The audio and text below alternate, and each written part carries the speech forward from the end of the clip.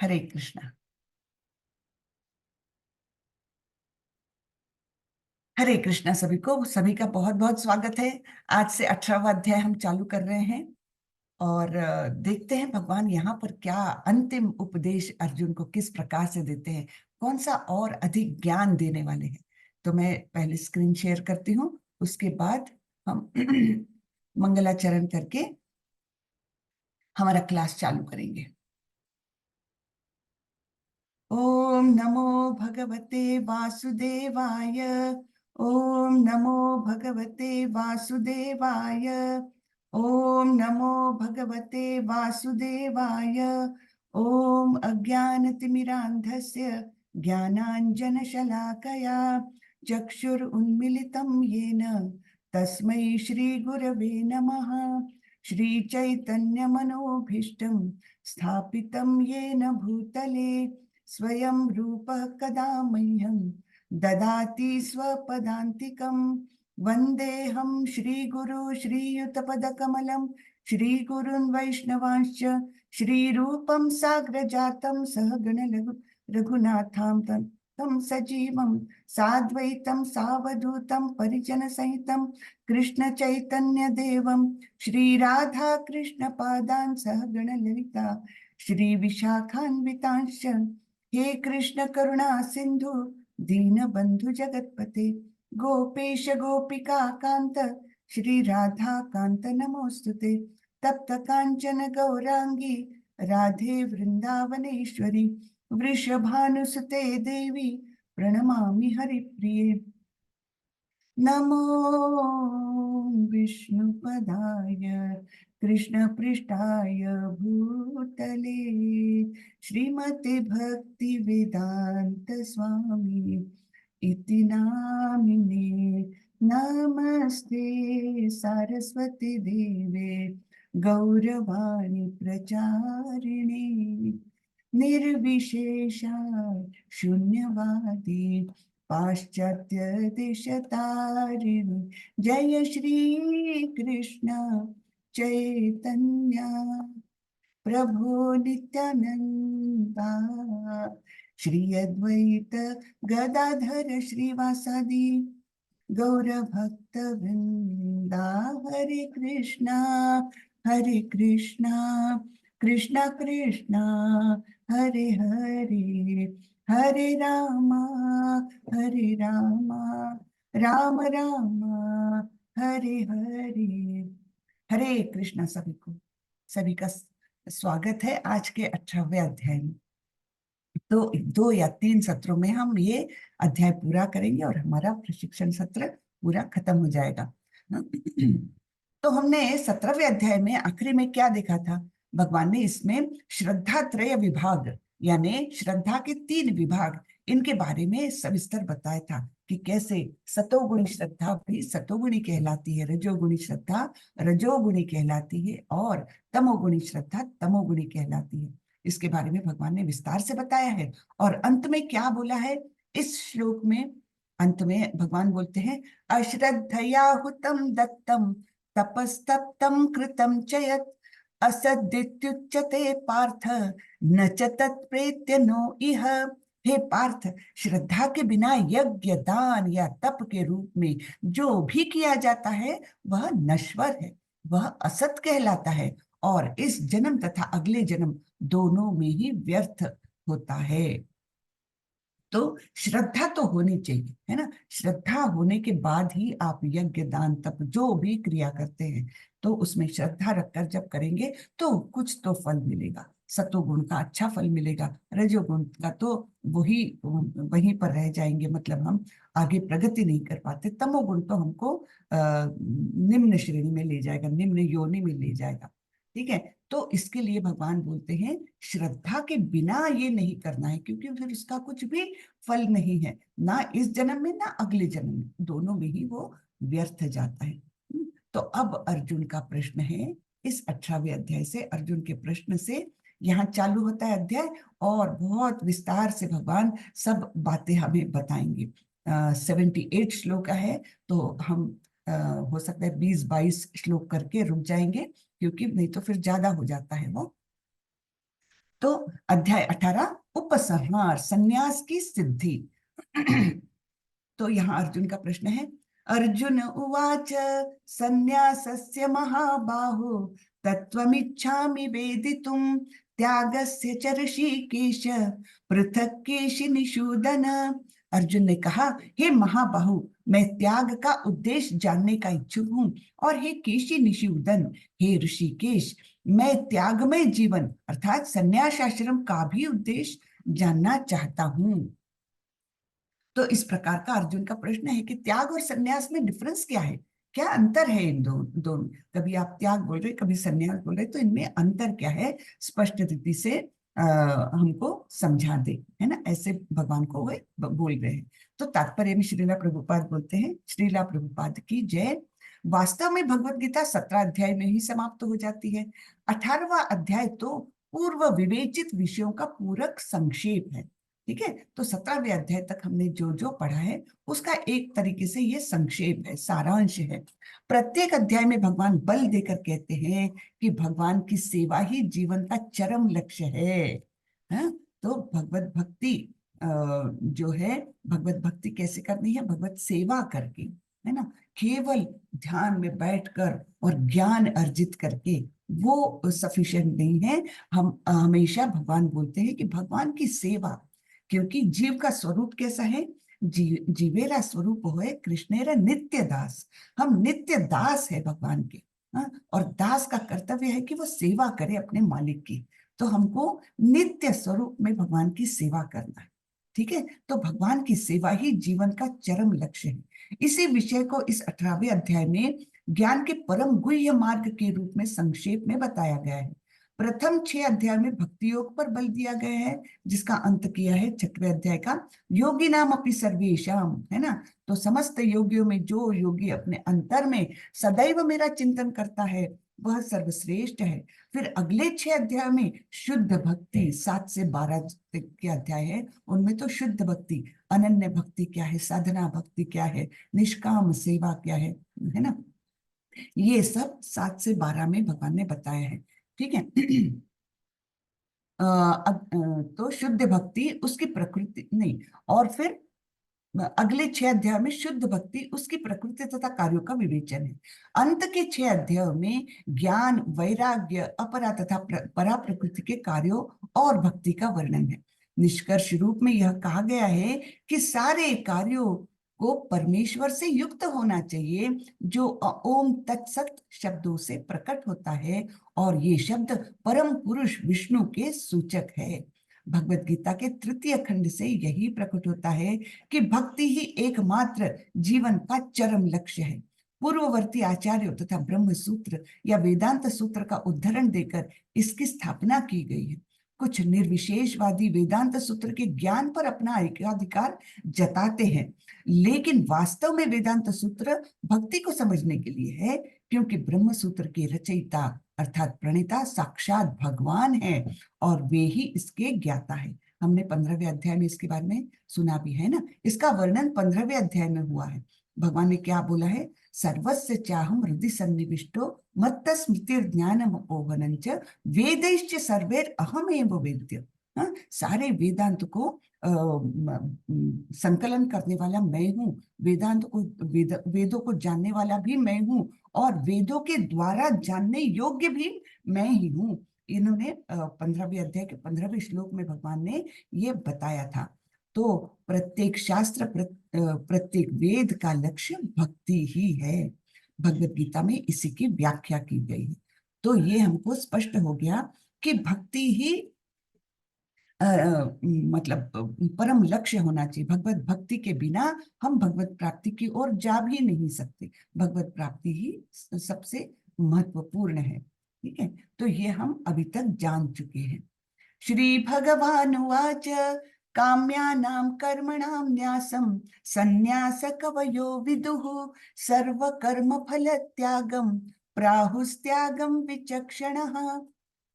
भगवान ने कहा, भौतिक इच्छा पर आधारित कर्मों के परित्याग को विद्वान लोग संन्यास कहते हैं, और समस्त कर्मों के फल त्याग को बुद्धिमान लोग त्याग कहते हैं। ठीक है ना।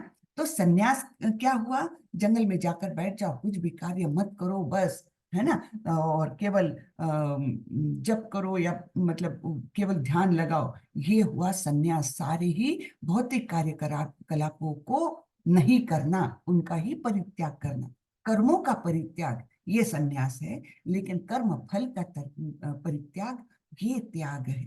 ठीक है, तो कर्म फल की अपेक्षा अपेक्षा तो नहीं करना, और तो और कर्म फल मिलने पर भी उसका त्याग करना, ये है त्याग, वास्तविक त्याग।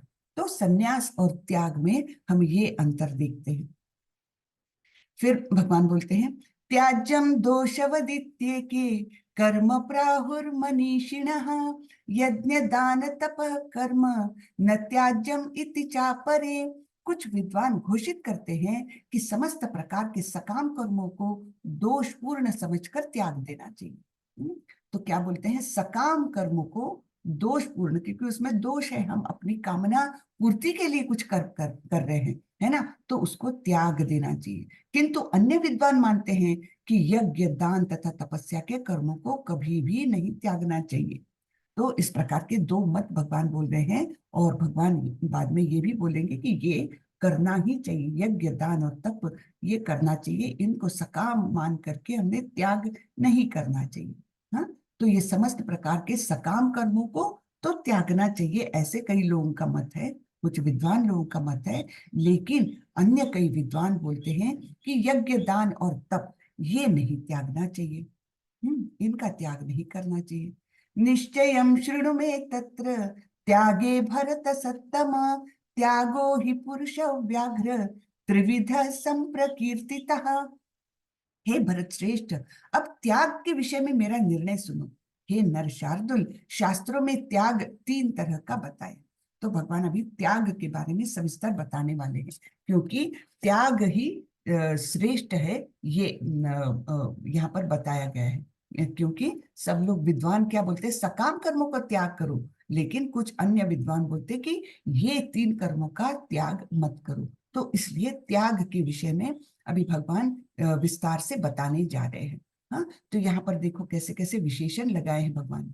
नर शार्दुल यानी क्या, कि नर यानी मनुष्य, और शार्दुल यानी जो श्रेष्ठ सिंह, सिंह जो होता है ना, तो उसके ऐसा विशेषण दे करके भगवान उनको बता रहे हैं। तो यज्ञ दान तप कर्म न त्याज्यम कार्यमेव तत् यज्ञो दानम तपश्चैव पावनानि मनीषिणाम। तो भगवान ने अपना निर्णय बता दिया, दो विद्वानों के मत बता दिए, दो प्रकार के विद्वानों के, कि सकाम कर्मों को त्याग देना चाहिए, ऐसे कुछ विद्वानों का मत है। लेकिन कुछ विद्वानों का ये मत है कि यज्ञ दान और तप ये कर्म कभी भी नहीं त्यागना चाहिए। तो यहाँ पर भगवान बता रहे हैं कि ये कर्म क्यों करने चाहिए, यज्ञ दान तप, है ना। यज्ञ दान तथा तपस्या के कर्मों का कभी परित्याग नहीं करना चाहिए, उन्हें अवश्य संपन्न करना चाहिए। निस्संदेह यज्ञ दान तथा तपस्या महात्माओं को भी शुद्ध बनाते हैं। अर्थात ये तीन कर्म जो है, यज्ञ दान और तप, ये कभी भी त्यागना नहीं चाहिए। हम्म तो हम थोड़ा सा पढ़ लेते हैं, तात्पर्य में पढ़ लेते हैं प्रभुपाद जी क्या बोलते हैं। योगी को चाहिए कि मानव समाज की उन्नति के लिए कर्म करे। मनुष्य को आध्यात्मिक जीवन तक ऊपर उठाने के लिए अनेक संस्कार अर्थात पवित्र कर्म है। उदाहरणार्थ विवाहोत्सव एक यज्ञ माना जाता है। तो यहाँ पर एक प्रभुपाद जी के समय एक बड़ी ही कंट्रोवर्सी उठी थी, है ना। प्रभुपाद जी ने जब इस्कॉन की स्थापना की, तो वहां पर अमेरिका में स्त्री पुरुष दोनों भी ज्वाइन करते थे इस्कॉन। लेकिन होता क्या था कि उनका विवाह नहीं हुआ होता था, है ना। गर्लफ्रेंड्स बॉयफ्रेंड्स करके पहले रहते थे, और मतलब और उसी प्रकार से उसी रूप में वे लोग इस्कॉन ज्वाइन किए। लेकिन प्रभुपाद ने बोला कि यहाँ पर ऐसा रिलेशनशिप कभी भी नहीं चलेगा, आप लोग विवाह बंधन में बंध जाइए, आपका विवाह होना आवश्यक है, तब कहीं आप इस प्रकार का जीवन व्यतीत कर सकते हैं। अब विवाह करवाएगा कौन, प्रभुपाद जी तो सन्यासी है, सन्यासी को विवाह करने की वैसे ही शास्त्रों में मतलब मनाही की गई है, क्योंकि सन्यासी स्त्री का संपर्क ही नहीं कर सकता। किंतु प्रभुपाद जी ने, देखिए जो कालानुरूप चेंजेस होने चाहिए ना, प्रभुपाद जी ने कितने ब्रॉड वे में वो अपनाए हैं, हम सोच नहीं सकते उस समय का समाज कैसा था, हमारा भारतीय समाज कैसा था, और प्रभुपाद जी ने कैसे स्टेप्स लिए, रिवोल्यूशनरी बिल्कुल। तो सन्यासी होते हुए भी प्रभुपाद जी ने उनके विवाह यज्ञ संपन्न किए, और इसका मतलब यहाँ पर जो कोट किया है, भगवान जो बोल रहे हैं उसके आधार पर उन्होंने किए कि यज्ञ, दान और तप, ये कर्म कभी भी त्यागने नहीं चाहिए, कोई भी आश्रम में रहो आप। तो यज्ञ भी विवाह यज्ञ होता है एक, है ना। इसलिए जो मानव जाति के कल्याण के लिए, क्योंकि विवाह बाह्य संबंध रखना बिल्कुल ही निषेध है, बिल्कुल ही निषेध है ना, मनुष्यों के लिए। तो फिर विवाह के बंधन में अगर रखना है उनको, तो सन्यासी होकर भी उन्होंने उस समारोह में हिस्सा लिया, वो संपन्न कराए, है ना। ऐसे अनेक रिवोल्यूशनरी मतलब काम किए हैं प्रभुपाद जी ने। एक तो उस समय तो जो हिंदू है, जो ब्राह्मण कुल का है, वही वेद शास्त्रों का अध्ययन कर सकता है, इस प्रकार की संकल्पना थी हमारे समाज में। लेकिन इन्होंने तो क्रिश्चियन क्या, मुस्लिम क्या, सबको इस्कॉन के शेल्टर में लाया। कितनी सुंदर बात है ये, है ना। तो उन्होंने ये सब जाति धर्म और देश विदेश, ये सब की संकल्पना से बाहर जाकर, परे जाकर प्रभुपाद जी ने ये कार्य किया है।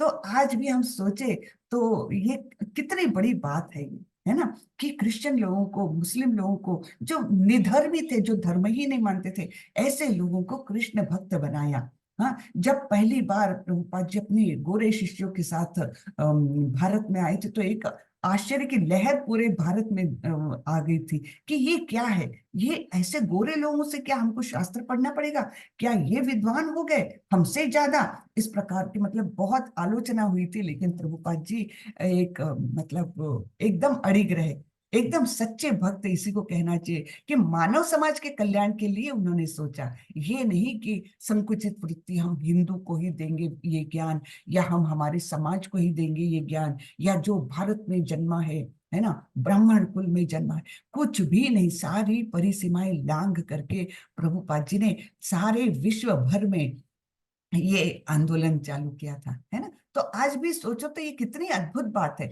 आप जाइए मुस्लिम कंट्रीज में भी आपको इस्कॉन का मंदिर मिल जाएगा। इवन रशिया में तो बहुत ही ज्यादा लोग इसके मतलब इस्कॉन के शेल्टर में हैं। बहुत लोग हैं, है ना, हजारों की लाखों की संख्या में है। और वहां पर रशिया में तो एकदम रास्ते पर जो सुंदर संकीर्तन करते हुए लोग निकलते हैं। तो ये एक अद्भुत रिवोल्यूशन है ना। तो ये प्रभुपाद जी ने किया है। और ऐसे ऐसे भक्त के शेल्टर में हम लोग हैं, ये हमारा कितना बड़ा भाग्य है ना। उस समय तो जब इस्कॉन की स्थापना हुई, यहाँ तो इस्कॉन को प्रचार करने में काफी साल लग गए, लेकिन अब सबसे ज्यादा भारत में है। पहले तो रशिया में, बाहरी कंट्रीज में ही ज्यादा था, और फिर अभी भारत में इसको अच्छा मतलब प्रसार हो रहा है। ठीक है, तो हम लोग जरा लेट हमारी बुद्धि जागती है ना। ऐसा समझना चाहिए कि प्रभुपाद जी की जो संकल्पना है, उसको हमने जल्दी नहीं ग्रहण किया, विदेशों ने, विदेशी लोगों ने किया, और फिर अभी हमको समझने लगा ये कितना महान कार्य है। हाँ, तो चलिए, यहाँ पर वही विवाह यज्ञ के बारे में बताया है ना। सन्यासी को भी चाहिए कि इस विवाह यज्ञ की संस्तुति अधिकांश मनुष्यों के लिए करे। सन्यासियों को चाहिए कि स्त्रियों का संग न करे, लेकिन इसका अर्थ यह नहीं कि जो व्यक्ति अभी जीवन की निम्न अवस्थाओं में है, अर्थात जो तरुण है, वह विवाह यज्ञ में पत्नी को स्वीकार न करे। ऐसा नहीं है ना, कि सन्यास ही सबसे श्रेष्ठ है, ऐसा नहीं है। चारों भी आश्रम जो है वो समाज के लिए उतने ही इंपॉर्टेंट है, एक जैसे ही इंपॉर्टेंट है ना। सारे यज्ञ परमेश्वर की प्राप्ति के लिए है, तो विवाह यज्ञ भी किसके लिए है? परमेश्वर की प्राप्ति के लिए है। अतएव निम्नतर अवस्थाओं में यज्ञों का परित्याग नहीं करना चाहिए। इसी प्रकार दान हृदय की शुद्धि के लिए है। यदि दान सुपात्र को दिया जाता है, तो इससे आध्यात्मिक जीवन में प्रगति होती है, जैसा कि पहले ही वर्णन किया जा चुका है। हम्म? अ, अच्छा, मुझे थोड़ा सा याद दिलाएगा, हम इस क्लास के अंत में थोड़ा सा नाम अपराध के बारे में बात करेंगे, है ना। ये बात हमारी चर्चा में आई नहीं है, लेकिन वो बहुत ही महत्वपूर्ण बात है, इसलिए वो छूट न जाए मुझसे। इसलिए नाम अपराध के बारे में हम थोड़ा सा इस कक्षा के अंत में बात करेंगे। मुझे थोड़ा सा याद दिला दीजिएगा अगर मैं भूल गई तो। एतान्यपि तु कर्माणि संगम त्यक्त्वा फलानि च कर्तव्यानीति में पार्थ निश्चितम मतमुत्तमम। इन सारे कार्यों को किसी प्रकार की आसक्ति या फल की आशा के बिना संपन्न करना चाहिए। हे प्रथापुत्र, इन्हें कर्तव्य मानकर संपन्न किया जाना चाहिए, यही मेरा अंतिम मत है।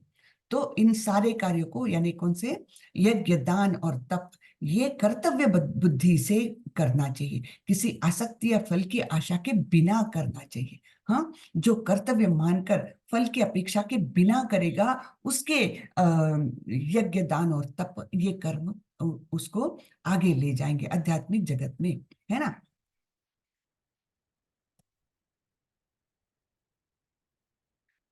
अ, तो यद्यपि सारे यज्ञ शुद्ध करने वाले हैं, लेकिन मनुष्य को ऐसे कार्यों से किसी फल की इच्छा नहीं करना चाहिए। दूसरे शब्दों में, जीवन में जितने सारे यज्ञ भौतिक उन्नति के लिए हैं, उनका परित्याग करना चाहिए। लेकिन जिन यज्ञों से मनुष्य का अस्तित्व शुद्ध हो और जो आध्यात्मिक स्तर तक उठाने वाला हो, उनको कभी बंद नहीं करना चाहिए।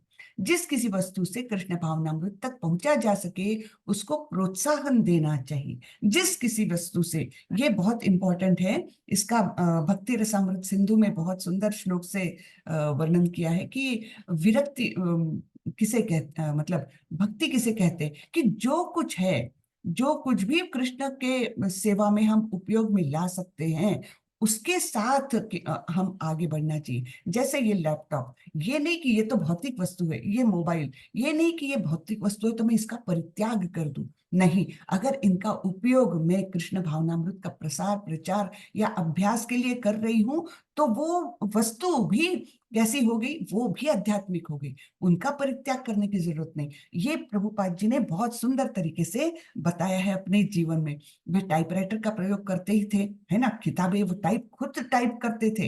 हाँ, और दूसरा फिर उनके पास डिक्टाफोन था। जब उनका बहुत मतलब इस्कॉन का वो व्याप काफी बढ़ गया, जब तो उनके शिष्य भी क्या बोलते थे, आप टाइपिंग ना करें, आप डिक्टाफोन पर डिक्टेट कर दीजिए, हम उसको बाद में टाइप कर लेंगे। तो रात को बैठकर प्रभुपाद जी 4-4, 5-5 घंटे लगातार डिक्टाफोन पर पूरे किताबों का तात्पर्य बोलते जाते थे, और दूसरे दिन फिर उनके शिष्य उसको टाइप करके फिर उनको दिखाते थे।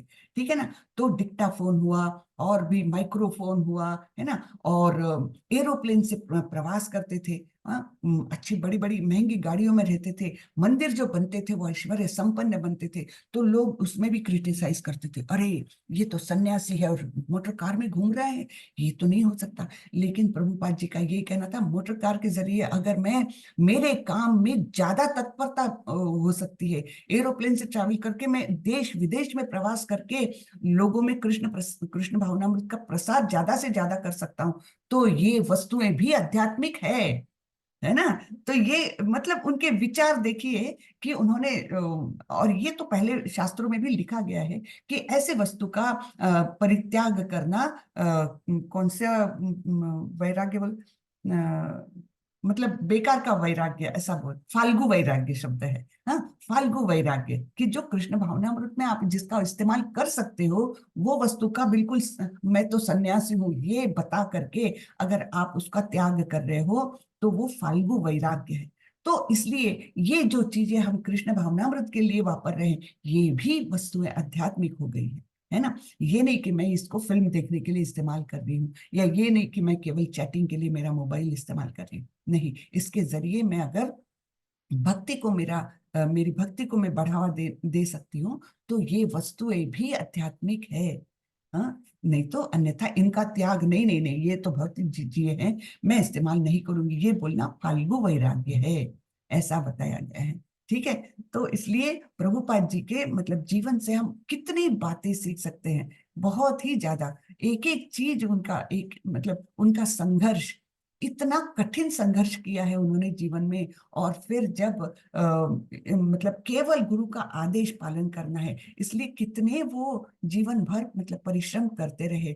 और जीवन के 70वें मतलब 69th ईयर में विदेश में गए, ऐसे प्रदेश में जहां वो किसी को नहीं जानते और पैसे नहीं है साथ में, कहाँ रहेंगे क्या करेंगे कुछ भी नहीं, केवल अवश्य रक्षिबे कृष्ण, हाँ कृष्ण पर विश्वास रख के उन्होंने इतना बड़ा कदम लिया। और बताई कृष्ण की कैसी कृपा है, उनकी भक्ति का कितना सक्सेस है कि उन्होंने इतने बड़े संगठन की स्थापना की, है ना। और आज हम लोग उसका फल हमको चखने को मिल रहा है, ठीक है ना। तो श्रीला प्रभुपाद की जय। आगे बढ़ते हैं हम। नियतस्य तु संन्यासः कर्मणो नोपपद्यते, मोहात् तस्य परित्यागस् तामसः परिकीर्तितः। निर्दिष्ट कर्तव्यों को कभी नहीं त्यागना चाहिए। यदि कोई मोहवश अपने नियत कर्मों का परित्याग कर देता है तो ऐसे त्याग को तामसी कहा जाता है। कि मुझे कुछ नहीं करना है ना, संसार का सब वो कर लिया, शादी वादी कर ली और फिर नहीं नहीं मैं तो संन्यास लेने जा रहा हूँ, अपने कर्तव्य को नहीं पूरा किया, तो वो त्याग कैसा बोला जाता है? तामसी त्याग। ऐसे लोग दिखते हैं हमें समाज में, क्या बोलते हैं, अच्छे से शादी वादी कर लिए, बच्चे बच्चे पैदा कर लिए और फिर अचानक से बोल देते मैं तो संन्यास लेने जा रहा हूँ हिमालय पर। ये कोई योग्य नहीं है, ये आध्यात्मिक दृष्टि से इसको कोई भी महत्व नहीं है। ये तो बल्कि अपने कर्तव्य से मुंह मोड़ना हुआ, उसका योग्य फल नहीं मिलता। दुःखमित्येव यत्कर्म काय क्लेश भयात् त्यजेत्, सकृत्वा राजसं त्यागम नैव त्याग फलम लभेत। जो व्यक्ति नियत कर्मों को कष्टप्रद समझकर या शारीरिक क्लेश के भय से त्याग देता है, उसके लिए कहा जाता है कि उसने यह त्याग रजोगुण में किया है। ऐसा करने से कभी त्याग का उच्च फल नहीं प्राप्त होता। तो पहले तमोगुणी बताया कि वो अपने नियत कर्तव्य को भी त्याग करके सन्यास के नाम से या भगवत प्राप्ति के लिए कर्तव्य को भी त्याग देता है, वो त्याग तो तामसी है। और जो इस डर से कि अरे इससे तो बड़ा कष्ट है, सवेरे उठकर जप करना, नहीं नहीं इससे तो बहुत कष्ट होगा मुझे, है ना, दिन भर नींद आती रहेगी, या फिर भगवान की सेवा के लिए जाना है, नहीं नहीं अभी टाइम नहीं है, मैं अभी तो मूवी देखने जा रहा हूँ। इस प्रकार का त्याग कैसा है? ये है रजोगुणी त्याग। हाँ, तो इस त्याग का कभी भी उच्च फल नहीं प्राप्त होता। तो जो व्यक्ति कृष्ण भावनामृत को प्राप्त है, उसे इस भय से अर्थोपार्जन बंद नहीं करना चाहिए कि वह सकाम कर्म कर रहा है ना, कि उसने अपनी कमाई मतलब नौकरी वोकरी छोड़ करके कृष्ण भावनामृत ज्वाइन करने की जरूरत नहीं है, क्योंकि वो उस लेवल तक पहुंचने के बाद ही करना चाहिए। तो इस डर से कि नहीं नहीं मैं तो सकाम कर्म नहीं कर सकता, हाँ मैं तो नौकरी पर जाता हूँ पगार लेने के लिए, तो इस डर से उसने ये बंद नहीं कर रहा है कि वो सकाम कर्म है।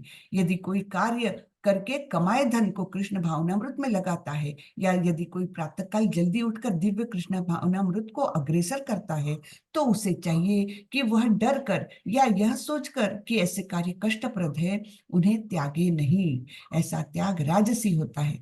राजसी कर्म का फल सदैव दुखद होता है। यदि कोई व्यक्ति इस भाव से कर्म त्याग करता है, तो उसे त्याग का फल कभी नहीं मिल पाता।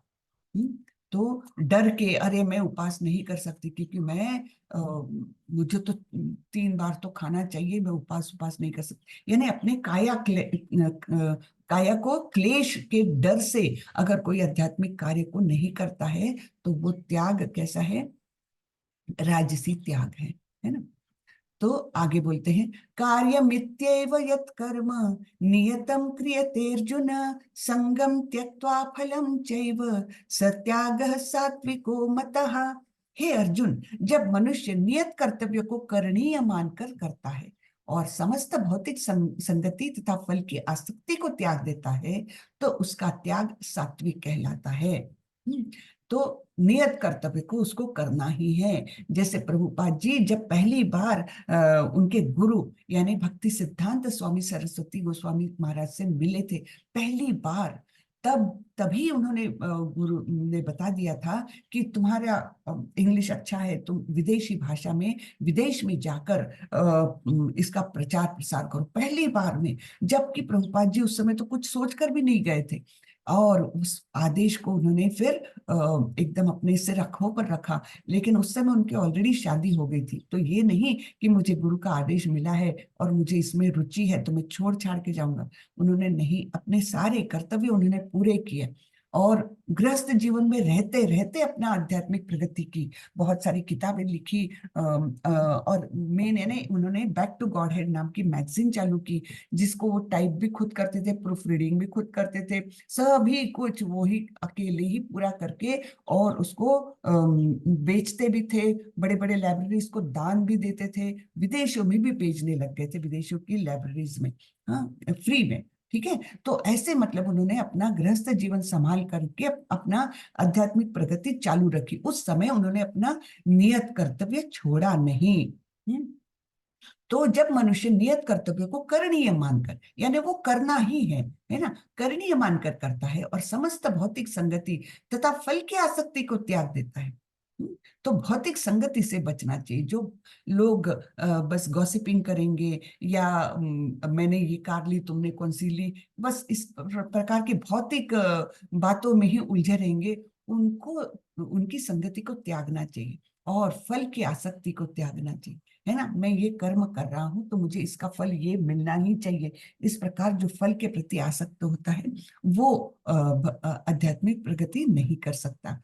तो उसको, ये इस त्याग को सात्विक कहा जाता है। तो जैसे हमने पिछले अध्याय में श्रद्धा के 3 विभाग देखे थे, अब यहाँ पर त्याग के 3 विभाग भगवान बता रहे हैं। नियत कर्म इसी मनोभाव से किया जाना चाहिए। मनुष्य को फल के प्रति अनासक्त होकर कर्म करना चाहिए, उसे कर्म के गुणों से विलग हो जाना चाहिए। जो व्यक्ति कृष्ण भावनामृत में रहकर कारखाने में कार्य करता है, वह न तो कारखाने के कार्य से अपने को जोड़ता है, न ही कारखाने के श्रमिकों से। वह तो मात्र कृष्ण के लिए कार्य करता है, और जब वह इसका फल कृष्ण को अर्पण करता है तो वह दिव्य स्तर पर कार्य करता है। कितना सुंदर उदाहरण दिया है ना। ना तो अपने संगी साथियों से बहुत अटैचमेंट रखे, ना तो उस कारखाने से रखे, ना अपने काम से रखे, और जो फल मिलता है उससे भी आसक्ति ना रखे। है ना, इस प्रकार का जो कर्म है वो दिव्य हो जाता है। न द्वेष्ट कुशलम कर्म कुशले नानुसज्जते, त्यागी सत्व समाविष्टो मेधावी छिन्न संशयः। सतोगुण में स्थित बुद्धिमान त्यागी, जो न तो अशुभ कार्य से घृणा करता है, न शुभ कार्य से लिप्त होता है, वह कर्म के विषय में कोई संशय नहीं रखता। तो उसके लिए शुभ और अशुभ कार्य कोई मायने ही नहीं रखते। नहीं देहभृता शक्यम त्यक्तुम कर्माण्य शेषतः, व्यस्तु कर्म फल त्यागी सत्यागित्यभिधीयते। निस्संदेह किसी भी देहधारी प्राणी के लिए समस्त कर्मों का परित्याग कर पाना असंभव है, लेकिन जो कर्म फल का परित्याग करता है वह वास्तव में त्यागी है। तो यहाँ पर एकदम अच्छे से डिफाइन कर दिया है भगवान ने कि त्याग क्या है, कि कर्म का परित्याग करना त्याग नहीं है, कर्म फल का परित्याग करना त्याग है। हाँ, तो इस प्रकार से भगवान ने यहाँ पर अच्छे से डिफाइन कर दिया है हमारे लिए। अनिष्टमिष्टम मिश्रंच त्रिविधम कर्मणः फलम भवत्य त्यागिना प्रीत्य न तो सन्यासिनां क्वचित। जो त्यागी नहीं है उसके लिए इच्छित यानी इष्ट, अनिच्छित यानी अनिष्ट, तथा मिश्रित, ये 3 प्रकार के कर्मफल मृत्यु के बाद मिलते हैं। लेकिन जो सन्यासी है उन्हें ऐसे फल का सुख दुख नहीं भोगना पड़ता। तो जो कृष्ण भावना में व्यक्ति कृष्ण के साथ अपने संबंध को जानते हुए कर्म करता है वह सदैव मुक्त रहता है, अतएव उसे मृत्यु के पश्चात अपने कर्म फलों का सुख दुख नहीं भोगना पड़ता। तो जो भगवान के संबंध को जानता है, और कर्म फल के मतलब कृष्ण भावनामय व्यक्ति है वो, और तो वो अपने वो मुक्त रहता है, हमेशा मुक्त रहता है, उसको कोई बंधन नहीं बांध सकता, है ना। जैसे हमने देखा है कि हर कर्म का एक बंधन निर्माण होता है, चाहे वो अच्छा कर्म हो चाहे बुरा कर्म हो, कर्म बंधन निश्चित रूप से आता है। लेकिन जो कृष्ण भावना में व्यक्ति है वो बंधन में नहीं बंधता, और उसको इसका कर्मफल यानी सुख या दुख ये सब उसको नहीं भोगना पड़ता आगे के जीवन में। पंचैतानि महाबाहो कारणानि निबोध मे, सांख्ये कृतान्ते प्रोक्तानि सिद्धये सर्व कर्मणाम। हे महाबाहु अर्जुन, वेदांत के अनुसार समस्त कर्म की पूर्ति के 5 कारण हैं। अब तुम इन्हें मुझसे सुनो। हम क्या सोचते हैं, हमने कोई कार्य कर दिया, वो सक्सेस हो गया, तो हम अपने आप को कर्ता मानते हैं, है ना, कि मैंने ये कार्य किया, इतने अच्छे से किया, अपने आप को हम कर्ता मानते हैं। यहाँ हमारे वो विचार को भगवान एकदम तोड़ के रख देते हैं। ठीक है, कि कौन वास्तविक कर्ता है ये अभी हमको बताएंगे, कि समस्त कर्म के पूर्ति के लिए कोई भी कार्य पूर्ण होने के 5 कारण है, केवल हम अकेले नहीं। वो कौन से हैं कारण, ये हम देखते हैं। अधिष्ठानम तथा कर्ता करणम च पृथक विधाम, विविधाश्च पृथक चेष्टा दैव चैवात्र पंचमम। कर्म का स्थान यानी शरीर, कर्ता, विभिन्न इंद्रियां, अनेक प्रकार की चेष्टाएं तथा परमात्मा, ये 5 कर्म के कारण हैं। तो यहाँ पर हमने लेवल 1 में कुछ उदाहरण देखे थे, जैसे कि एक कपड़े का विक्रेता है ना, वो बिक्री करने के लिए एक छोटा सा स्टॉल उसने लगाया है। ठीक है, तो उस स्थान की उसको आवश्यकता है। हाँ, उसको अगर कपड़े की बिक्री करना है तो पहले तो स्थान, यानी ये कर्म का स्थान, वो जनरली हमारा शरीर भी होता है, लेकिन एट द सेम टाइम कोई कोई भी दूसरा काम करने के लिए एक स्थान की जरूरत होती है। बिना स्थान के वो बेचने का कार्य नहीं कर पाएगा। ठीक है, फिर कर्ता यानी वो व्यक्ति स्वयं करने वाला। ओके, विविध इंद्रिया, अब यहाँ पर इंद्रियों को उपकरण के तौर पर भी लिया जा सकता है। जैसे वहां पर उसको क्या चाहिए, एक छोटा सा टेबल चाहिए, कुछ शेल्फ चाहिए सामान रखने के लिए, है ना, तो इनके बिना उसका काम होगा नहीं अच्छे तरीके से। तो विभिन्न इंद्रियां, हमारे भी हाथ पांव चाहिए, है ना, ये सब चाहिए। फिर अनेक प्रकार की चेष्टाएं, बहुत सारा प्रयत्न करना पड़ेगा उसको वो बिक्री करने के लिए, कि नहीं आप ये कपड़ा ले लीजिए, आपको ये कपड़ा सूट करेगा, ये देखिए बहुत सस्ता है, ऐसे इस प्रकार से उसको अनेक प्रकार से प्रयत्न करने पड़ेंगे, चेष्टाएं। और फिर अंतिम है परमात्मा। परमात्मा के अप्रूवल के बिना तो कुछ भी नहीं हो सकता, है ना। तो परमात्मा, तो ये इस प्रकार के हर कर्म के पीछे 5 कारण हैं। जैसे हम परीक्षा लिखने जा रहे हैं, है ना, परीक्षा लिखने के लिए, परीक्षा देने के लिए हमको स्थान चाहिए, है ना, परीक्षा केंद्र पर हम पहुंचे, फिर लिखने वाले हम, जिसने बुद्धि में ग्रहण कर लिया है, लेकिन लिखने के लिए हमको विभिन्न इंद्रिय, हाथ भी हमारा कार्यरत चाहिए, पेन भी कार्यरत चाहिए, है ना। तो ये विभिन्न इंद्रिय उपकरण ये भी चाहिए। फिर अनेक प्रकार की चेष्टाएं, प्रयत्न करना चाहिए कि मैं अच्छे तरीके से लिख सकूं, है ना, उस समय डाइवर्ट न हो, अनेक प्रकार से प्रयत्न करना चाहिए कि बेस्ट पॉसिबल वे में मैं आंसर लिख सकूं। और इसके ऊपर है परमात्मा, अगर परमात्मा नहीं चाहेंगे तो ऐसा कुछ हो जाएगा, उस समय एकदम ऐसे पेट में मरोड़ आ जाएगी, कुछ भी हो सकता है ना। तो परमात्मा का अप्रूवल तो सबसे इंपॉर्टेंट। तो ये 5 कर्म के कारण है, केवल हम अकेले नहीं। तो हमारा श्रेय, अगर हम कोई काम सक्सेसफुली करते भी हैं तो हमारा श्रेय कितना हुआ, केवल 20%। तो इसलिए ये अहंकार हमने कभी नहीं रखना है कि मैंने ये काम कितने अच्छे से किया। नहीं, ये सब कुछ अगर मिलकर नहीं आता, कर्म का स्थान, अधिष्ठानम तथा कर्ता, करणम च पृथक विदाम, विविधाश्च पृथक चेष्टा, दैव चैवात्र पंचमम, ये 5 कारणों के बिना कोई भी कार्य संपन्न नहीं हो सकता।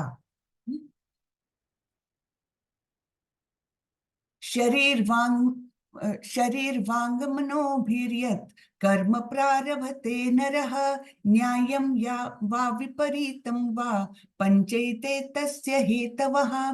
मनुष्य अपने शरीर, मन या वाणी से जो भी उचित या अनुचित कर्म करता है वह इन 5 कारणों के फलस्वरूप होता है। हम्म तो थोड़ा सा हम पढ़ते हैं प्रभुपाद जी का तात्पर्य में क्या लिखते हैं। इस श्लोक में न्याय यानी उचित तथा विपरीत यानी अनुचित शब्द अत्यंत महत्वपूर्ण है। सही कार्य शास्त्रों के निर्देशों के अनुसार किया जाता है और अनुचित कार्य में शास्त्रीय आदेशों की अवहेलना की जाती है। किंतु जो भी कर्म किया जाता है उसकी पूर्णता के लिए इन 5 कारणों की आवश्यकता पड़ती ही है। वो न्याय किसे कहा गया है? जो शास्त्रों के निर्दिष्ट निर्देशों के अनुसार है। उसके विपरीत जो है वो न्याय नहीं है, विपरीत कार्य है। तत्रैवं सति कर्तारम् आत्मानं केवलं तु यः पश्यत्य कृत बुद्धित्वान् न स पश्यति दुर्मतिः। अतएव जो इन 5 कारणों को न मानकर अपने आप को ही एकमात्र कर्ता मानता है वह निश्चय ही बहुत बुद्धिमान नहीं होता और वस्तुओं को सही रूप में नहीं देख सकता।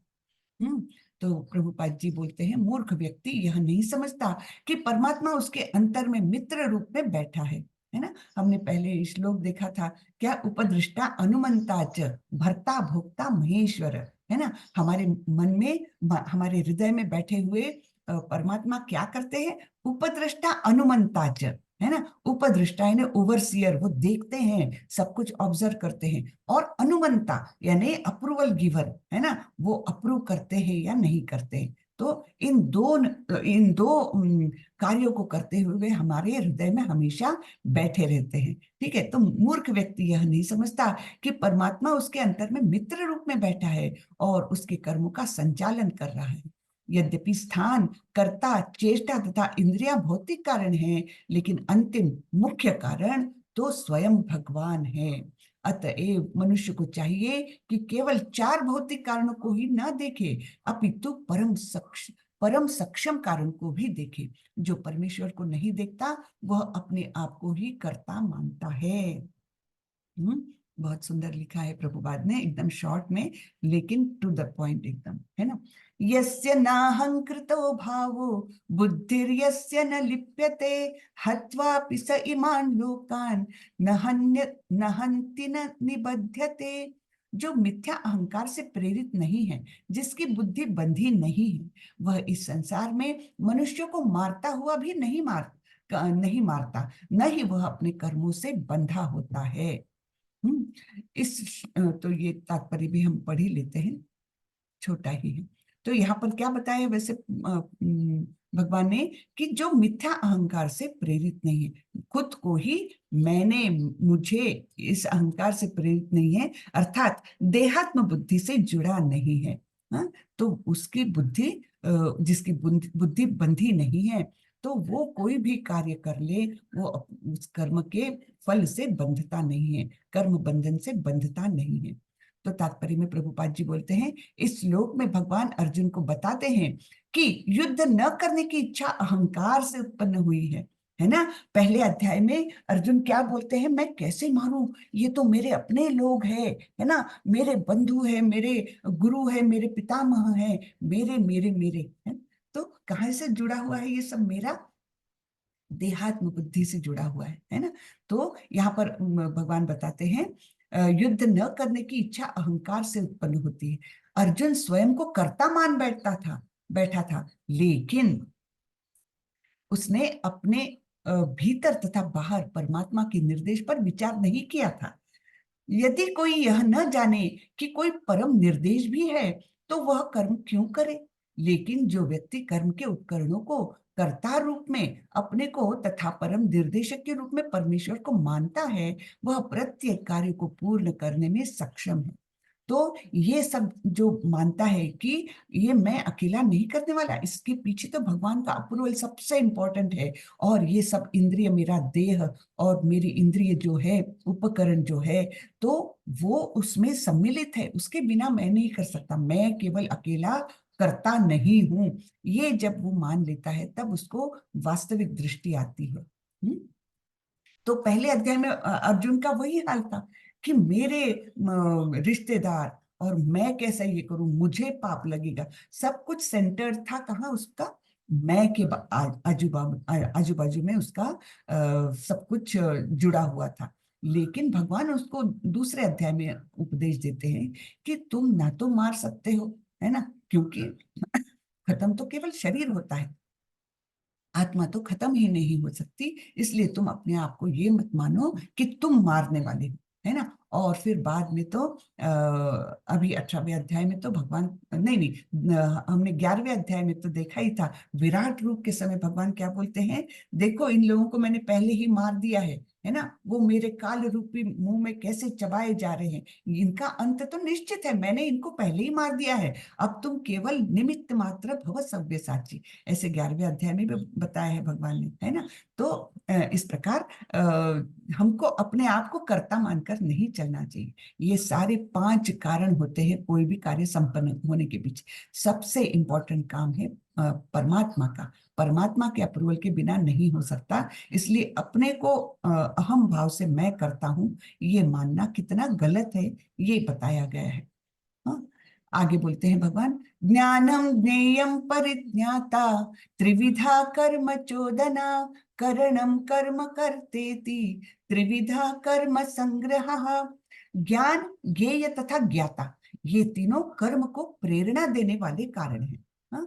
कोई भी काम करते हैं हमको, तो हमको वो काम कैसे करना है इसका ज्ञान होना चाहिए, है ना। और किसके बारे में जानकारी है, ज्ञेय, है ना। ये ज्ञान, ज्ञेय, उस काम के विषय में जानकारी रहना चाहिए। और ज्ञाता यानी मैं खुद, है ना, ये 3 कर्म को प्रेरणा देने वाले हैं। हाँ? मेरा ज्ञान, ज्ञेय जिसके बारे में मुझे जानकारी हासिल करना ही है, मतलब जानकारी है कर्म करने के लिए, और ज्ञाता यानी मैं खुद स्वयं, है ना, ये 3 कर्म को प्रेरणा देने के कारण है। फिर इंद्रिया, कर्म तथा कर्ता, ये 3 कर्म के संघटक है। हाँ, तो इस संगठन के द्वारा ही पूरा कार्य हो जाता है। क्या क्या है, इंद्रिया अर्थात करण, उपकरण, है ना, ये उपकरण, कर्म तथा कर्ता, ये 3 जो है ये कार्य के संघटक है, कर्म के संघटक है। तो हम थोड़ा सा पढ़ लेते हैं यहाँ पर। दैनिक कार्य के लिए 3 प्रकार की प्रेरणा है, ज्ञान, ज्ञेय तथा ज्ञाता। कर्म का उपकरण अर्थात करण, स्वयं कर्म तथा कर्ता, ये तीनों कर्म के संघटक कहलाते हैं। किसी भी मनुष्य द्वारा किए गए किसी कर्म में ये ही तत्व होते हैं। कोई भी कार्य आप ले लो उदाहरण के तौर पर, और बारीकी से आप जरा अध्ययन करेंगे तो आपको पता चलेगा, ये 3 ही हैं जो जिसके द्वारा आपको प्रेरणा मिली है वो काम करने की, और ये 3 ही है जो कार्य संपन्न करते हैं, कर्म के संघटक है ना। तो कर्म करने के पूर्व कुछ ना कुछ प्रेरणा होती है। किसी भी कर्म के पहले प्राप्त होने वाला फल कर्म के सूक्ष्म रूप में वास्तविक बनता है, इसके बाद वह क्रिया का रूप धारण करता है। पहले मनुष्य को सोचने, अनुभव करने तथा इच्छा करने जैसी मनोवैज्ञानिक विधियों का सामना करना पड़ता है, जिसे प्रेरणा कहते हैं, है ना। ये मन के कार्य है ना, थिंकिंग, फीलिंग एंड विलिंग, ऐसा बोला जाता है मन के कार्य, थिंकिंग, फीलिंग एंड विलिंग, तो यही है, थिंकिंग, फीलिंग एंड विलिंग।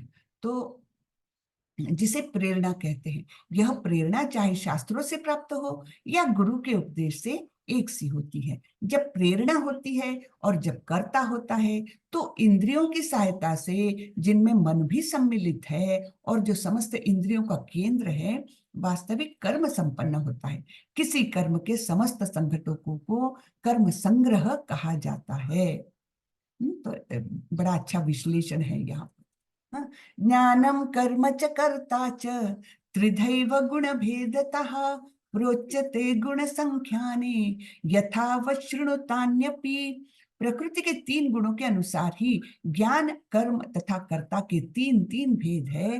अब तुम मुझसे इन्हें सुनो। तो हम यहीं पर रुकते हैं आज। हाँ, और हम थोड़ा सा नाम जप के बारे में अभी चर्चा करेंगे। क्षमा माता जी, क्या आप वो 10 अपराधों को शेयर कर सकेंगे क्या हिंदी में? 10 नाम अपराध, या प्रभु जी आप कर सकेंगे क्या, सुशील प्रभु?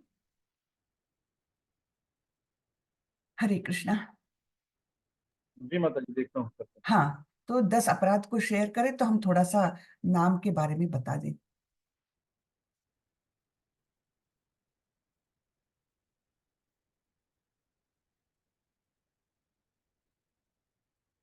हाँ, कल परसों चर्चा हो रही थी कि नाम जप के बारे में, है ना। तो नाम जप को एक बहुत सुंदर उपमा दी गई है हमारे शास्त्रों में, हमारे आचार्यों ने दी है कि जैसे किसी को पीलिया रोग हो गया है जॉन्डिस हो गया है, तो उसके लिए उपाय क्या है। उसके लिए उपाय एक ही है, गन्ने का रस पीना। ठीक है, गन्ने का रस, प्योर शुगर, है ना, वो पीना उसको कंपलसरी होता है जॉन्डिस के रोगी को। लेकिन होता क्या है, वो वास्तव में तो मीठा है वो, लेकिन जब वो रोगी उसको पीता है तो उसको बड़ा ही कड़वा लगता है। ये क्यों? क्योंकि उसके अंदर रोग भरा हुआ है, इसलिए वो उसको उसका आनंद नहीं ले सकता, उसको वो मिठास लगती ही नहीं है। लेकिन वो फिर भी कड़वा होते हुए भी अगर वो पीता रहता है गन्ने का रस, धीरे धीरे धीरे क्या होता है, उसका रोग जो है कम होने लगता है। उसका जॉन्डिस जो है वो धीरे धीरे कम होने लगता है। और फिर क्या होता है कि धीरे धीरे उसको वो मिठास फील होने लगती है। हाँ? और जैसे जैसे रोग कम होगा मिठास बढ़ती जाएगी, और जब रोग पूरी तरह से निकल गया, जॉन्डिस का रोग, तब उसको वो असली मिठास उसकी फील होने लगेगी। बिल्कुल ऐसा ही नाम जप के बारे में है ना। जब हम ये भौतिक रोग से, भव रोग से हम पीड़ित है, तो हमको वो नाम जप लेना बड़ा कष्टप्रद लगने लगता है। बहुत कष्ट है इसमें। हाँ, क्योंकि मन ही नहीं लगता, इच्छा नहीं होती, सब तकलीफें उसी समय आके उभरती है। अरे यहाँ खुजली भी हो रही है, यहाँ पर पैर भी दुख रहा है ना। ये सब कष्ट भी उसी समय ज्यादा महसूस होने लगते, सब कुछ होता है। क्यों? क्योंकि हम भवरोग से पीड़ित हैं। लेकिन अगर हम मतलब मन दृढ़ करके वो नाम लेते रहेंगे, लेते रहेंगे, लेते रहेंगे, तो होगा क्या, वो हमारा भवरोग जो है उससे हमको धीरे धीरे धीरे मुक्ति मिलती जाएगी। धीरे धीरे धीरे हमारा वो कम होने लगेगा, और तब उस नाम जप में हमको रुचि आने लगेगी और उसकी मिठास। हरे कृष्ण।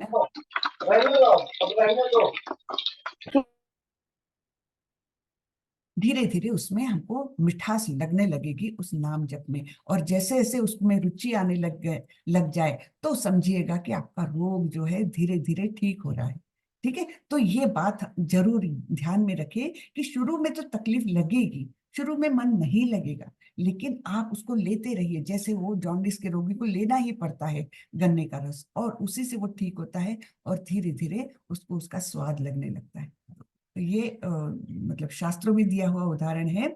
और इसलिए ये जरूर मन में रखिए कि अभी शायद आपको तकलीफदायक लगे, अभी शायद आपको उसमें रुचि ना आए। अरे आज नहीं किया तो क्या होता है, कल कर लूंगा ना, ऐसे मन में विचार आते हैं, क्योंकि कष्टप्रद लगता है।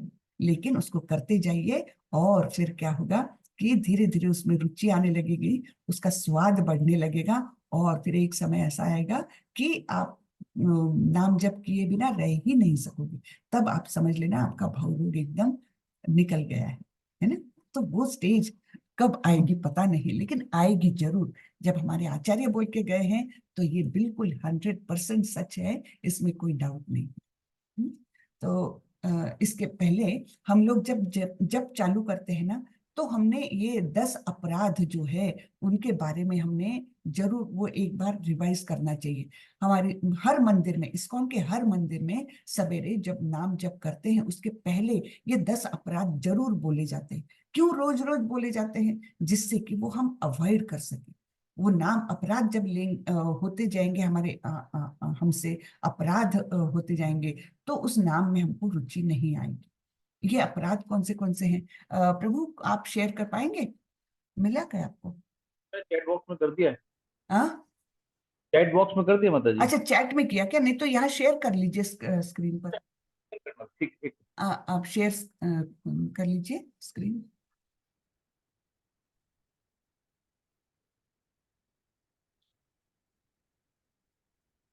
ये प्रभु जी ने चैट में भी डाला है, आप सब लोग उसे सेव कर लें, या फिर आप उसको इंटरनेट से भी डाउनलोड कर सकते हैं।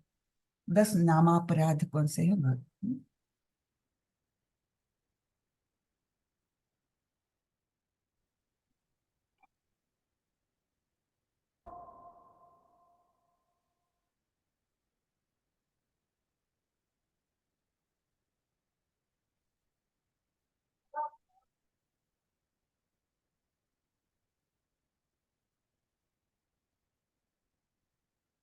नहीं हो रहा होगा तो मैं चैट से पढ़ती हूँ, कोई बात नहीं। हाँ चैट से कर लीजिए आप। जी जी ओके। माता तो जी ये जी हरे कृष्ण माता जी, ये सेव नहीं हो रहे हैं। आप इसको जो है ना, या तो हमें अलग से उसमें आ जाए अच्छा, तो फिर व्हाट्सएप ग्रुप व्हाट्सएप पे, या ग्रुप में भेज देना, भेज दीजिएगा प्रभु जी, सुशील प्रभु। ग्रुप में डाल। हाँ, ग्रुप में डाल दीजिएगा। ठीक है, तो हम इसको थोड़ा सा डिस्कस कर लेते हैं। भगवान नाम के प्रति होने वाले 10 नाम अपराध, तो ये दिए गए हैं पद्म पुराण के ब्रह्मखंड से। बहुत इंपॉर्टेंट है। ये अपराध हमसे बिल्कुल नहीं होने चाहिए, अवॉइड करना चाहिए हमें। तो पहला अपराध है भगवान नाम का प्रचार करने वाले महाभागवतों की निंदा करना। जैसे मंदिर में जो जिन्होंने डिवोटीज ने अपना पूरा जीवन उसमें दे दिया है, तो ऐसे जो भक्त है उनकी निंदा करना, ये एक सबसे नंबर 1 अपराध है। इसको बिल्कुल ही नहीं करना चाहिए। और इससे ही वैष्णव अपराध भी कहा जाता है। तो वैष्णव अपराध के बारे में कहा गया है शास्त्रों में, ये हाथी मत अपराध है। जैसे कि एक पागल हाथी अगर कोई सुंदर से बगीचे में घुस जाए तो वो कैसे उस बगीचे को तहस नहस कर देता है, वैसा होता है वैष्णव अपराध। तो ये भी वैष्णव अपराध के तुल्य है। तो इसके कारण हमारे जो नाम जप है उसमें कभी भी स्थिरता नहीं आ सकेगी, अगर आप किसी भक्त की निंदा करते हैं तो इसको पूरी तरह से हमने अवॉइड करना है, नहीं करना है। ठीक है, तो पहला है भगवान नाम का प्रचार करने वाले महाभागवतों की निंदा करना। वैष्णव अपराध के बारे में हम थोड़ा सा और बात करते हैं। अपराध तो कई प्रकार के होते हैं और हर अपराध को हमको मतलब उसका परिणाम हम देख सकते हैं हमारे आध्यात्मिक प्रगति में। लेकिन जो वैष्णव अपराध है, जिसने वैष्णव अपराध कर लिए, यानी जो विष्णु के भक्त है उनके प्रति कोई अपराध करता है, तो उसे भगवान कभी भी क्षमा नहीं करते। तो इसके लिए हम एक अम्बरीश महाराज की कहानी याद करते हैं। अम्बरीश महाराज जो महान भक्त थे विष्णु के, हाँ, और एकादशी का व्रत नियमित रूप से निर्जला व्रत करते थे। तो एक बार और आप लोगों को पता होगा कि जो एकादशी का व्रत होता है उसका दूसरे दिन पारणा करना होता है, और उसका एक स्पेसिफिक टाइम पीरियड दिया जाता है कि इस समय के बीच में आपने अन्न ग्रहण करना चाहिए भगवान को प्रसाद भोग चढ़ाने के बाद। तो ऐसा ही एक द्वादशी का दिन था, एकादशी के दूसरे दिन द्वादशी के दिन इनका पारणा होने ही वाला था, लेकिन उसी समय दुर्वास मुनि वहां पर आ गए। हाँ, दुर्वास मुनि अपने हजारों शिष्यों के साथ वहां पर आ गए, और राजा ने अर्थात उनका स्वागत किया, है ना। और आइए आइए ऋषिवर आप आइए, और फिर बोला कि आप हमारे साथ ही भोजन करिए, मतलब आप भोजन ग्रहण करके जाइएगा। तो दुर्वास मुनि ने एग्री कर लिया, और दुर्वास मुनि बोले कि ठीक है, मैं स्नान करके आता हूँ मेरे शिष्यों के साथ, उसके बाद मैं अन्न ग्रहण करूंगा। तो गए स्नान करने। अब यहाँ पर पारणा का समय निकलने लग गया, लेकिन दुर्वास मुनि आए नहीं। तब इनको चिंता हो गई कि अगर मैं पारणा ठीक समय से नहीं करता हूँ तो एकादशी का फल नहीं मिलेगा, तो क्या करना चाहिए। इसलिए उन्होंने अपने राज दरबार के पुरोहितों से परामर्श किया कि मैंने क्या करना चाहिए। तब उन्होंने बताया कि आप आपने निर्जला व्रत किया है, तो आप जल लेकर आपका पारणा कर लीजिए और अन्न ग्रहण अपने अतिथियों के साथ कर लीजिए, क्योंकि अतिथि के आने के पहले तो अन्न ग्रहण नहीं कर सकते थे वे। तो इस प्रकार उन्होंने वो मार्ग उनको ठीक लगा, तो उन्होंने जस्ट 1-2 बूंद पानी का ग्रहण ही किया उतने में। लेकिन दुर्वास मुनि आ गए और वो बहुत नाराज हो गए, बहुत ज्यादा गुस्सा हो गए। वो तो क्रोध वाले तो फेमस है ही दुर्वास मुनि। तो उन्होंने एक राक्षस को निर्माण किया, और फिर बोला कि तुम मतलब इनका नाश करने के लिए, हाँ, अम्बरीश महाराज को विनष्ट करने के लिए एक राक्षस को निर्माण किया, और वो राक्षस वहां पर आ गया। और अम्बरीश महाराज तो एकदम शांत चित्त, क्योंकि उनका तो पूरा दृढ़ विश्वास था कि भगवान को अगर रक्षण करना है तो मुझे कोई नहीं मार सकता, और अगर भगवान मेरे मुझे मारना चाहते तो मुझे कोई नहीं बचा सकता, है ना। राखे कृष्णा मारे के, मारे कृष्णा राखे के। तो एकदम शांत चित्त से खड़े थे, लेकिन भगवान ने देखा कि मेरे भक्त पर कोई आघात करने जा रहा है, तो उन्होंने तुरंत सुदर्शन चक्र को आदेश दिया, और वो सुदर्शन चक्र आकर उस राक्षस का तो निपात किया ही, लेकिन उसका क्रिएटर यानी दुर्वास मुनि के पीछे भी वो सुदर्शन चक्र लग गया। अब दुर्वास मुनि यहाँ से वहां भागते रहे, एक ग्रह से दूसरे ग्रह, है ना, इंद्रलोक, चंद्रलोक, सूर्य सूर्य सब जगह गए वो कि मुझे किसी तरह बचा लो, लेकिन कोई उनको बचा नहीं पाया। तब वे स्वयं विष्णु के मतलब वैकुंठ में जाकर उनके चरणों में लेट गए कि मुझे आपके इस सुदर्शन चक्र से बचाइए। तब भगवान ने क्या बोला कि तुमने वैष्णव अपराध किया है, तुमको कोई नहीं माफ कर सकता। तुमको अगर उस वैष्णव ने, मेरे भक्त ने अगर माफ किया तो ही तुम बच सकते हो, है ना। तो वैष्णव अपराध, इसलिए मैंने ये कहानी बताई कि वैष्णव अपराध कितना ज्यादा महत्वपूर्ण है। हाँ, तो वैष्णव अपराध तो पूरी तरह से हमने केयर लेनी चाहिए कि ना होए हमारे हाथ से। उसके बाद फिर अम्बरीश महाराज के पैरों में गिर गए दुर्वास मुनि, और अम्बरीश महाराज ने तब सुदर्शन चक्र को रोक के उनको जीवन दान दिया। ठीक है, ये किस लिए बताया मैंने कि वैष्णव अपराध इतना ज्यादा बड़ा है कि भगवान स्वयं भी उसको माफ नहीं कर सकते। भगवान के प्रति अपराध करेंगे तो शायद भगवान माफ करेंगे, लेकिन वैष्णव अपराध को भगवान कभी भी माफ नहीं करते। ठीक है, तो ये हुआ पहला अपराध। एक मिनट हम्म, मैं मोबाइल से लॉग इन करती हूँ, कैसे क्या बात करें।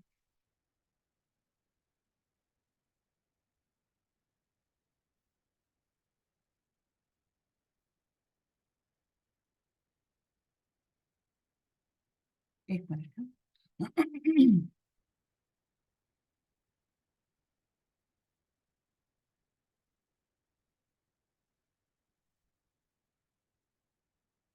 हम्म,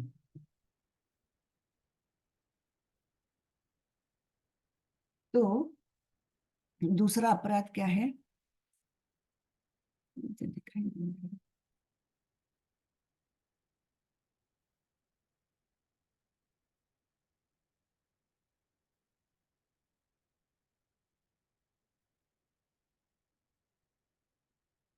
दूसरा अपराध मुझे याद है इसलिए मैं बताती हूँ। हाँ, शिव ब्रह्मा आदि देवताओं के नाम को भगवान नाम के ये दिख नहीं रहा है मुझे, आप पढ़े प्रभु, एक मिनट। समान अथवा उसके स्वतंत्र हाँ समझने। हाँ हाँ, मैं क्योंकि इंग्लिश में मैं बोलती हूँ ना रोज नाम अपराध, तो मुझे हिंदी का जरा शब्द नहीं मालूम।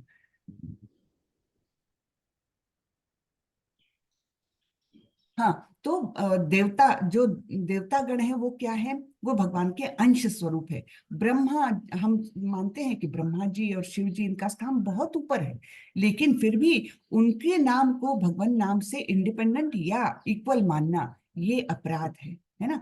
भगवान के का स्थान एक सर्वोच्च स्थान है। तो ब्रह्मा और शिव जी ये यद्यपि देवताओं में सर्वोच्च है, फिर भी वो भगवान के तुल्य नहीं है। तो इनको एक जैसे मानना कि मैंने शिव जी के नाम का जप किया क्या और हरे कृष्ण किया क्या, एक ही तो है, ये मानना भी नाम अपराध है। हाँ, फिर तीसरा, जी में पहला हाँ पहला भगवान के प्रचार में जीवन को समर्पित करने वाले भक्तों की निंदा करना, जो भी आप बता चुकी हैं। दूसरा हाँ है शिव ब्रह्मा आदि देवों के नाम को भगवान नाम के समान अथवा उससे स्वतंत्र समझना, ये दूसरा है। हाँ, और तीसरा गुरु तीसरा आज्ञा, है गुरु की अवज्ञा करना अथवा उन्हें साधारण मनुष्य समझना। हाँ, ये तीसरा अपराध है कि जो भी शिक्षा गुरु दीक्षा गुरु होते हैं, उनके आदेश की अवहेलना करना, उनका आदेश ना मानना, या उनको एक सामान्य मनुष्य के जैसे समझना। उनका स्थान बहुत ऊपर है ना, गुरु का स्थान बहुत ऊंचा होता है, तो उनके आदेशों का उनके आदेशों को अवहेलना करना ये एक नाम अपराध है। चौथा क्या है, वैदिक शास्त्रों अथवा प्रमाणों का खंडन करना। हाँ, जो हमारे शास्त्रों में लिखा गया है तो वो उनका खंडन करना कि अरे ये सब गलत गलत लिखा है, मेरी बुद्धि ऐसी नहीं मानती। अपने बुद्धि के अहंकार में हम लोग क्या बोलते हैं कि जो शास्त्रों में लिखा गया है कि इस तरीके से पूजा करे, इस प्रकार स्नान करके शुद्ध हो जाए, है ना। तो ये जो शास्त्रों के आदेश है उनको हमने छोटा नहीं मानना चाहिए, उनको हमने मतलब उनकी अवहेलना नहीं करना चाहिए। ये चौथा अपराध है। पांचवा अपराध क्या है? कृष्ण महामंत्र के जप की महिमा को काल्पनिक समझना। हाँ, हाँ, तो ये इमेजिनरी है, अरे इससे कुछ फायदा वायदा होता नहीं है, ये इमेजिनरी है। ये इमेजिनरी नहीं है, ये पूर्णतः सत्य है। जो कुछ इसकी ग्लोरीज है ना, इसका महत्व जो है चैंटिंग का, ये काल्पनिक नहीं है, ये पूर्णतः सत्य है। लेकिन हम अपने भ्रम में इसको अगर काल्पनिक समझे तो ये एक नाम अपराध है। फिर आगे है पवित्र छठवां भगवान नाम में अर्थवाद का आरोप, यानी उसको कुछ एक इंटरप्रिटेशन करना, उसका उसका अपने मन से कोई इंटरप्रिटेशन करना उस मंत्र का, है ना, भगवान नाम का इंटरप्रिटेशन करना गलत तरीके से, ये भी एक नाम अपराध है। फिर उसके आगे हैं छठवां पवित्र भगवान नाम में अर्थवाद का हाँ, आरोप वही वो हो गया, काल्पनिक के बाद अर्थवाद हो गया। उसके बाद है और पाप करना। सातवां नाम के बल पर पाप करना। हाँ, नाम के बल पर पाप करना। हाँ, कि मैं तो नाम जप करता हूं तो मैंने थोड़ा सा मांसाहार कर लिया तो क्या हरकत है? हाँ, बिल्कुल नहीं। नाम के बल पर अपराध करना ये महा अपराध है एक। हाँ, तो इस प्रकार पाप नहीं करना चाहिए कि मैं तो नाम जप कर रहा हूँ। नाम के बल पर अपराध करना, पाप करना, ये एक महान अपराध बोला गया है। फिर हरे कृष्ण महामंत्र को वेदों हम्म, में वर्णित एक सकाम कर्म या अथवा कर्मकांड के समान समझ। हाँ, यानी ये जो कर्म कांड करते हैं वो कैसे काम करते हैं? सकाम कर्म रहता है वो, है ना, कि मैं मुझे बेटे की प्राप्ति हो जाए इसलिए मैं ये यज्ञ कर रहा हूँ। तो इस प्रकार जो कर्म कांड दिए हैं वेदों में, तो वैसा ये नहीं है। ये नाम जप जो है, इसको जप यज्ञ कहा गया है ना। तो भगवान ने क्या बोला है? यज्ञानाम जप यज्ञ उसमें 10वें अध्याय में बोला है ना भगवान ने, यज्ञानाम जप यज्ञ उसमें सर्वश्रेष्ठ ये यज्ञ कहा गया है। तो इसकी तुलना ये सकाम कर्म कांड से नहीं करना चाहिए। ये सकाम कर्म कांड नहीं है, ये सबसे महान यज्ञ है। यज्ञानाम जप यज्ञ उसमें भगवान स्वयं बता के गए हैं। तो इसलिए इसको इस प्रकार का कर्म कांड समझना भी एक नाम के प्रति अपराध है। फिर नौवा है अश्रद्धा अश्रद्धालु व्यक्ति को कृष्ण के नाम की महिमा का वर्णन करना। तो किसी का विश्वास नहीं है इस पर, फिर भी हम अगर किसी को इसके बारे में ग्लोरीज बताएं कि इसका महात्म्य कितना बड़ा है, ये बताना ये भी एक नाम अपराध है। और उसके बाद क्या है? भगवान के जप में विश्वास न होना और इस इतनी अगाध महिमा श्रवण करने पर भी भौतिक आसक्ति बनाए रखना। हम्म तो यानी भौतिक आसक्ति फिर भी बनाए रखना, कि इतनी सारी हमने अभी ये नाम की महिमा सुनी है, इतना सारा वर्णन है शास्त्रों में, उसके बाद भी हम अगर भौतिक आसक्ति बनाए रखें और इस नाम जप में पूर्णतः विश्वास ना करें, तो ये भी एक बहुत बड़ा अपराध है। तो इन अपराधों को हमको हटाते हुए, हमारे मन से, कल्मश से हमको हटाते हुए, जब हम शुद्ध नाम लेंगे, तब कहीं जाकर हमको समझेगा कि ये कितना दिव्य है ना। तो जब नाम जप करते हैं तो शुरू में तो कष्ट होगा, लेकिन रोज रोज ये नाम अपराध बोलने चाहिए। नाम जप करें उसके पहले ये 10 अपराध बोल लीजिए, उसके बाद नाम जप स्टार्ट करें, क्योंकि रोज रोज आप बोलेंगे तो आपसे ये अपराध नहीं होंगे। रोज बोलना है, ठीक है। तो जैसे आप सवेरे नाम जप करने के लिए बैठे, सबसे पहले ये 10 अपराध बोलिए और इनको ना करने के लिए मतलब सतर्क रहें, और फिर आगे नाम जप करें। ठीक है, तो ये मुझे बताना था क्योंकि इसके बारे में अपनी चर्चा नहीं हुई थी। तो ये है नाम जप का महत्व। हरे कृष्णा। प्रतीक प्रभु, आपको कुछ पूछना है? हरे कृष्णा। हरे कृष्णा माता जी। हरे कृष्णा। जी जी प्रभु। तो मेरा प्रश्न जो है दूसरे नाम अपराध से है, हम्म जिसमें ये कहा दूसरे, गया है हाँ। कि शिव ब्रह्मादि देवताओं के नाम को भगवान नाम के समान हम्म अथवा उनसे भिन्न समझना। हम्म तो समान और भिन्न कैसे आप उसकी हम्म व्याख्या करेंगे? तो इसके इंग्लिश में इसको बोलते हैं कि to consider the names of lord Brahma और lord Shiva to be equal और इंडिपेंडेंट। इक्वल यानी मैंने शिव का नाम लिया क्या और कृष्ण का नाम लिया क्या, ये इक्वली तो हुए, सेम तो हुए। हाँ, या फिर ये अलग है और वो अलग है ना, इंडिपेंडेंट है दोनों, ऐसा समझना। ये दोनों भी नहीं है, दोनों भी अपराध माने गए, इंडिपेंडेंट और इक्वल। ना तो वो इक्वल है ना तो इंडिपेंडेंट है ना, क्योंकि ये सारे देवी देवता भी भगवान के अंश स्वरूप है। तो ये नहीं कि उनका नाम लिया क्या और भगवान का नाम लिया क्या हमें एक ही तो फल मिलेगा, ये बिल्कुल गलत धारणा है ना। ना तो वे तो पूर्णतः स्वतंत्र है, ना ही इक्वल है ना, समान है। माता जी, इंडिपेंडेंट आपने बोला, हाँ। तो अगर वो इंडिपेंडेंट नहीं है हम्म तो क्या उनका नाम लेते वक्त कृष्ण का नाम साथ में लेना है? उनका उनका नाम लेते वक्त कृष्ण का नाम नहीं लेना है। कृष्ण का स्थान सर्वोच्च माना जाता है। सारे हमारे भागवतम और सारे ग्रंथ जो है वो हमें यही बताते हैं। तो कृष्ण का नाम अलग से ले सबसे पहले, और कृष्ण में ही सारे देवी देवता निहित है, मतलब वो इंक्लूडेड है। तो वैसे तो देवी देवताओं के पास अलग से जाने की जरूरत ही नहीं है ना। कहाँ पर हमने 10वें अध्याय में 11वें अध्याय में जब विराट रूप दर्शन किया था, तब देखा था कि सारे देवी देवता उनके अंग स्वरूप है।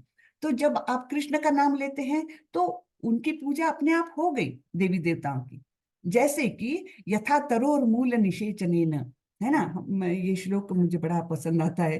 तृप्तंति तत्स्कंद भुजोपशाखा, यानी क्या, जैसे एक पौधे के जड़ में हम पानी देते हैं तो उसके पत्ते, उसके टहनियां, उसकी डालें सब कुछ अपने आप ही पोषण पा लेती है केवल जड़ में पानी डालने से। जैसे कि हमारे उदर में जब अन्न जाता है तो हमारे हाथ पैर आंख नाक सब कुछ अपने आप पोषण पाते हैं। उसी प्रकार जब हम कृष्ण की पूजा करते हैं तो सारे देवी देवता अपने आप ही तृप्त हो जाते हैं। तो अलग से इनका जप करने की कोई आवश्यकता ही नहीं रहती अगर हम कृष्ण के नाम का जप करते हैं तो, ये बात है धन्यवाद माता जी। जी। हरे कृष्णा। हरे कृष्णा। हरे कृष्ण। नयन शिखा माता जी। हरे कृष्ण माता जी, मेरा भी यही क्वेश्चन था, अच्छा। सेकंड वाला, कि कैसे इंडिपेंडेंट हुए। हाँ तो मैं प्रभु हाँ, को तो वो डिपेंडेंट है ना, डिपेंडेंट है, वो इंडिपेंडेंट नहीं है। डिपेंडेंट यानी उनके अंग स्वरूप है वो। तो इसलिए हमने अगर कृष्ण की पूजा की तो सबको मिल गया। लेकिन अगर अलग अलग हम देवी देवताओं की पूजा करें तो पूर्ण को वो जाएगा ही, ऐसा नहीं है ना। जैसे हम एक एक पत्ती एक एक डाल को अगर खाद और पानी देते रहे तो वो पूरी जड़ से उस वृक्ष का पोषण नहीं होगा। वैसे ही हम अगर एक एक देवी देवताओं को करने लग गए, एक तो कितने देवी देवताओं का करेंगे, और दूसरा उससे जड़ पोषित नहीं होगी, यानी कृष्ण की प्रसन्नता नहीं है उसमें।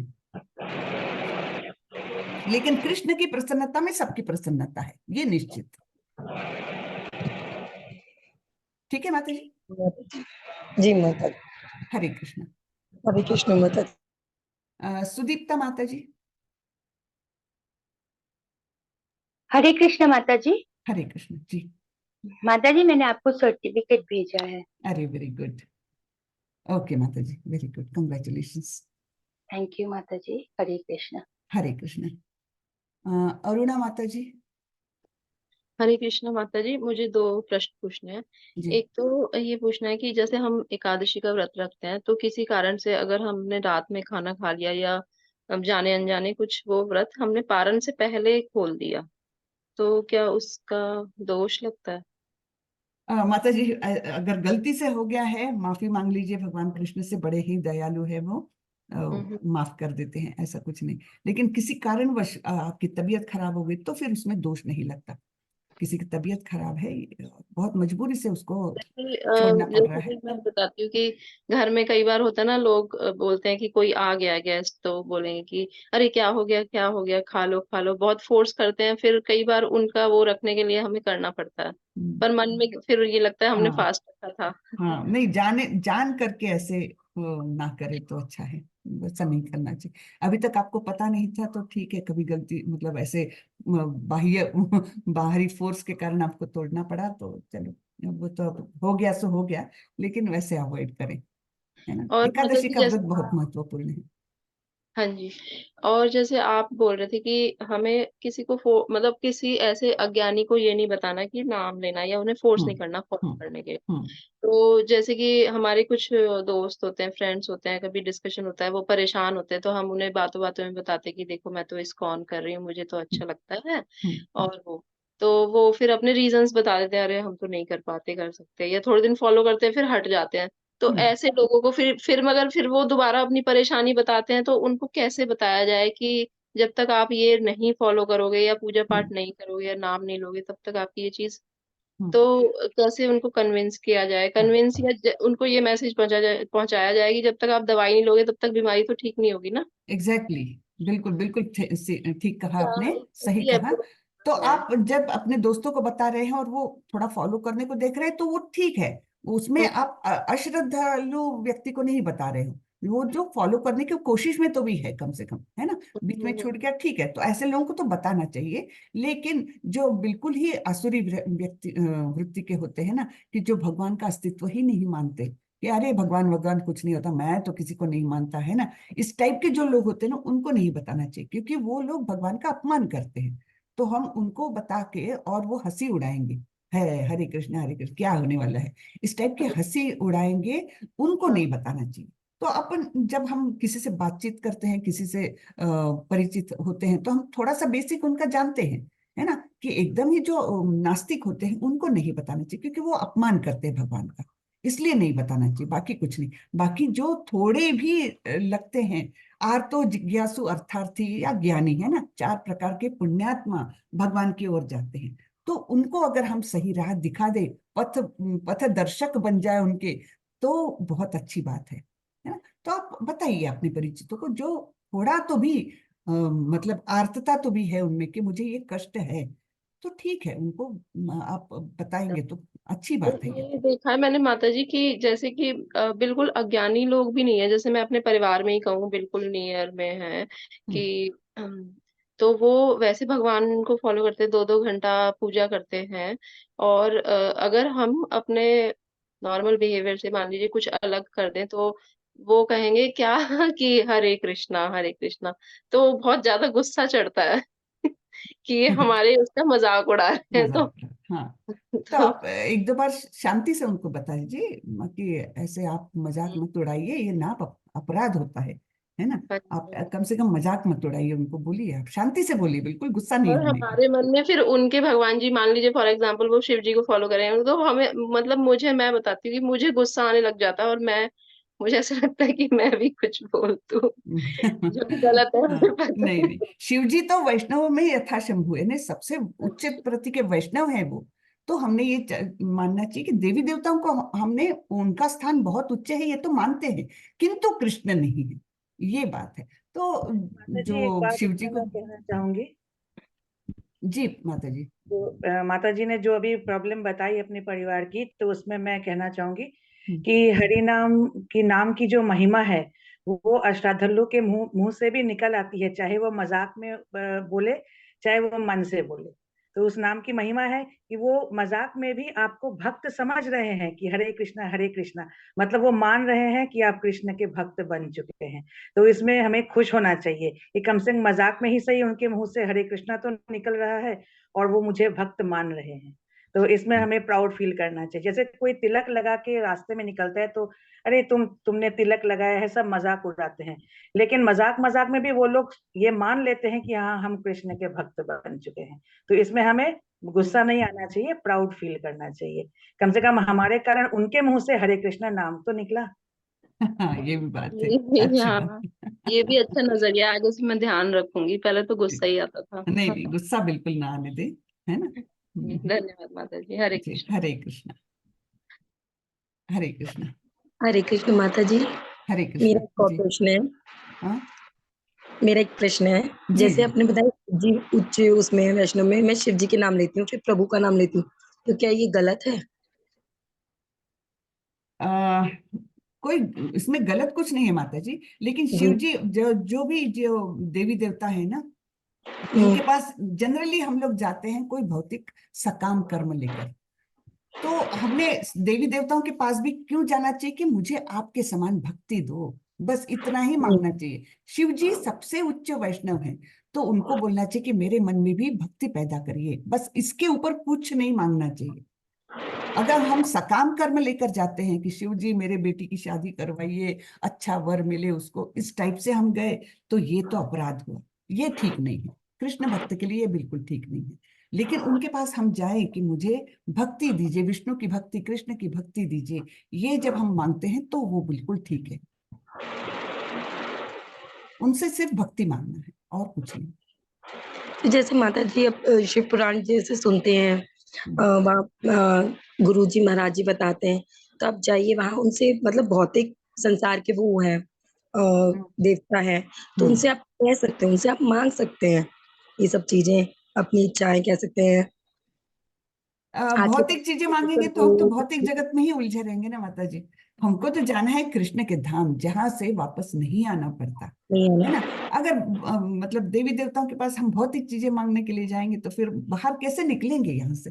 फिर से जन्म मृत्यु बस उसी में अटके रहेंगे ना। नहीं अटकना है अब, है ना।